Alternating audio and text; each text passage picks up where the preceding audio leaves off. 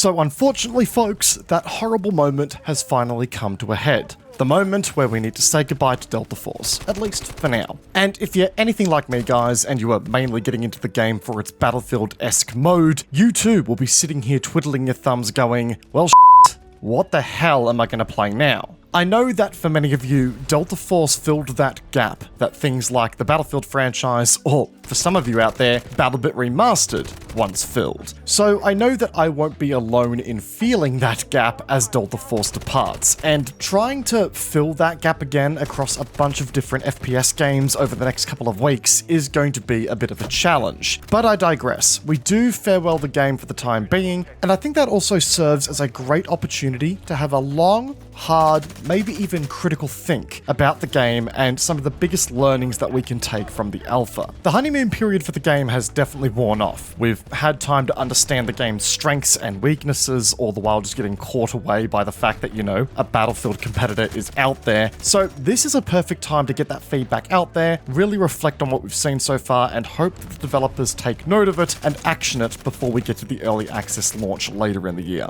As a side note quickly though, I say that the honeymoon period for the game has worn off already, and that may seem pretty quick for a game that's only a few weeks old, I understand that. But by the same token, and as a friendly reminder here, we only had 2 maps to play on for the Havoc Warfare mode. I was really hoping we'd get a third, but there's only so much time I can spend on the same 2 maps farming or being farmed by bots before that starts to get a little bit old. I think I expected that it would grow old on me over time, so the lacking drive to play the game as much as I did at launch at the moment isn't a reflection on the quality of the game itself, it's just that, well, it's an alpha test, and there's only so much you can do in said alpha test. But we did just incidentally touch on a couple of the big ticket items that I think the game really needs to look at, one more urgently than the other in my opinion. That being the presence of AI and the map design in the game. I'll start off with the AI here, because the AI, or the way that the AI is implemented currently, is a big issue with Delta Force right now, and one that I think could realistically kill off a lot of the interest that the community have in the game if it isn't addressed. I talked the AI and the problems that it has in a video recently, which is linked in the top right for those who are interested, but for those who haven't seen that yet, the big issue with the AI now is that they seem to vary from being complete and total cannon fodder all the way to being absolute Terminators with wall hacks installed directly into their eyes. There's no real in-between, and as of late, it feels like they've found themselves very much on the Terminator side of things more often than not. Now, my view is that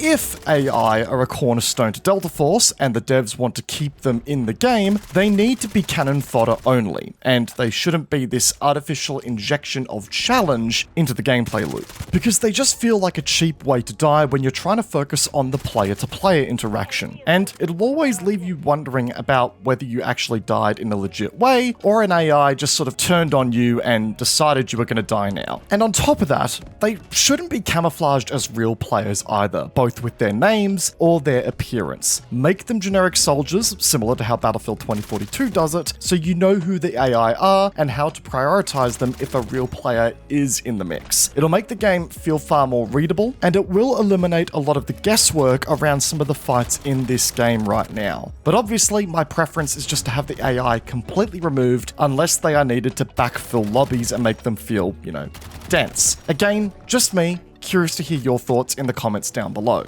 But this puts us nicely onto the map design. And look, the map design from what we've seen so far is nothing special, but nothing terrible. I think it's average at best at the moment. I think it'll be very telling with how the rest of the map roster looks when we get to early access, and what different kinds of gameplay come into the equation that way. Because right now, Cracked and Ascension are pretty dominated by mid-range firefights with no real room for CQC-oriented weapons to shine, at least for the most part. And I think the problem with the maps in the game right now is the lack of variety. So I'd be curious to see if we'll get a better variety come early access time. I will say that the out-of-bounds boundaries on a lot of the sectors in the AMD mode in particular feel incredibly limiting, especially for defenders. You always feel like you're cornered into a kill box against head glitches or elevated positions. It actually got to the point where I would only try to get attacker matches, to which if I'm trying to do that, then there's a bit of a problem with with your map design. Hopefully the developers can tighten up the gameplay spaces a little bit and give them a bit of a better flow, as well as I said before, improving that variety and giving us more gameplay experiences that come from the maps in this game.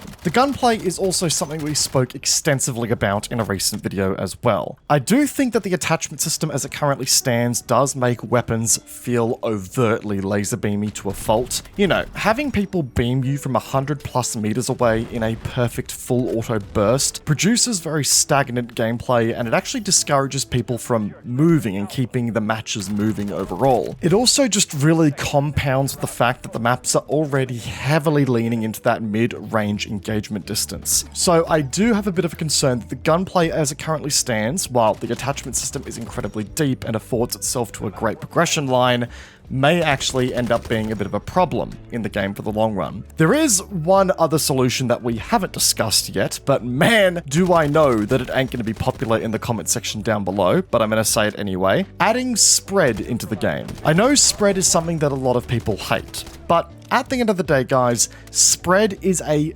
proven key mechanic that is used to inject a skill gap into a game's gunplay, and it also ensures that weaponry can be balanced effectively around certain engagement distances. Now, of course, you've got other tools in the toolbox to balance weaponry accordingly, you know, things like damage drop-off over distance or recoil patterns, but Battlefield Bad Company 2, Battlefield 3 and 4, PlanetSide 2, a bunch of other games out there all had spread incorporated into their gunplay, and their gunplay was better for it in how it afforded more variety to the weapons themselves, but also in injecting a bit of a deeper skill curve to the game as well. You know, if you just sort of held left mouse button with a weapon that didn't recoil whatsoever, you could still keep your crosshair on target, but, you know, your bullet spread would prevent you from being able to beam a target at stupid distances. It added another layer to the game's gunplay and to the skill curve in adopting that gunplay. It didn't mean that, you know, guns were useless beyond a certain distance, it just meant that you had to, you know, factor in another level of control.